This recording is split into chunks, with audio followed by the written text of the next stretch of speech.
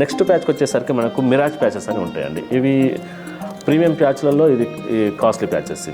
ఈ ప్యాచెస్ యొక్క ఇంపార్టెంట్ ఏంటంటే మనకు దీంట్లో 3 లేయర్స్ ఉంటాయి. అన్నిటికీ సింగిల్ లేయర్స్ ఉంటాయి, కానీ ఈ మిరాజ్ ప్యాచెస్కి మాత్రం 3 లేయర్స్ ఉంటాయి. ఈ 3 లేయర్స్ దేనికంటే మనం హెయిర్ ప్యాచ్ ఫిక్స్ చేసిన తర్వాత మనకు స్వెట్ అలాంటివి వచ్చినప్పుడు ఒకటి అబ్జర్వ్ చేయడానికి కోసం ఒకటి ఉంటుంది. ఇంకొకటి ఏంటంటే మనకు ఇక్కడ నుంచి మనం ఫిక్స్ చేసిన తర్వాత మనం చూసుకున్నట్లయితే ఇలా కంప్లీట్గా మనకు ఒరిజినల్ స్కాల్ప్ నుంచి ఎలా అయితే హెయిర్ ఒక్కొక్కటి బయటకు వస్తుందో ఈ మిరాజ్ ప్యాచ్లో కూడా సేమ్ అదే విధంగా ఒక్కొక్క హెయిర్ బయటకు వచ్చినట్టు కనిపిస్తుంది. ఇంకొకటి ఇది చూస్తే మనకు సేమ్ స్కాల్ప్ ఎలా ఉంటుంది, మన ఒరిజినల్ స్కాల్ప్ ఎలా ఉంటుందో దీని స్కాల్ప్ కూడా అలాగే ఉంటుంది. ఇది ప్రీమియం ప్యాచ్లో ఇది ఒక హైలైట్ ఉంటుందండి. దీనికి ఎవరైనా పెట్టుకున్న తర్వాత ఎవరైనా మీరు హెయిర్ పక్కకు జరిపి చూసినా కానీ మన ఒరిజినల్ స్కాల్ప్లో నుంచి హెయిర్ వచ్చినట్టుగానే కనిపిస్తుంది. ఇది గుర్తుపట్టడం చాలా కష్టం.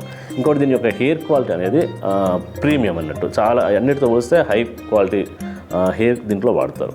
చాలామంది సెలబ్రిటీలు అయినా సరే కొంచెం కాస్ట్లీ డబ్బులు ఎక్కువైనా పర్లేదు మంచి ప్యాచ్ కావాలనుకునే వాళ్ళు చాలామంది ఈ హెయిర్ ప్యాచ్కి ప్రిఫరెన్స్ ఇస్తూ ఉంటారు. దీని యొక్క అడ్వాంటేజ్ మనకు చూసుకున్నాం కదా, దీనికి లేయర్స్ ఉండడము, వీటి యొక్క పట్టి పల్చగా ఉండడము, స్కిన్లో ఈజీగా మెర్జ్ అవ్వడము, చూడడానికి చాలా న్యాచురల్గా అనిపించడం అనేది దీని ప్రత్యేకత. ఇలా హెయిర్ ప్యాచ్ల్లో చాలా డిఫరెంట్ టైప్ ఆఫ్ ప్యాచెస్ ఉంటాయండి. చాలా రకాల ప్యాచెస్ ఉంటాయి.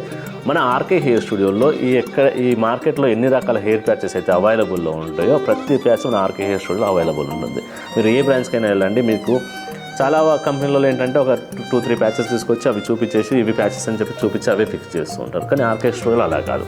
మార్కెట్లో ఎన్ని రకాల ప్యాచెస్ ఉన్నాయి, ప్రతి ప్యాచ్ మీ ముందులో పెట్టి ఏ ప్యాచ్ వల్ల ఏం అడ్వాంటేజ్ ఉంటుంది, ఏ ప్యాచ్ యూజ్ చేస్తే ఎలా ఉంటుంది, ఏది వాడితే ఎక్కువ రోజులు వస్తుంది, ఏది వాడితే ఎక్కువ న్యాచురల్గా అనిపిస్తుందో ప్రతి ఒక్కటి మీకు ఎక్స్ప్లెయిన్ చేసిన తర్వాత మీకు ఎలాంటి ప్యాచ్ అయితే ఫిక్స్ చేస్తే బాగుంటుంది.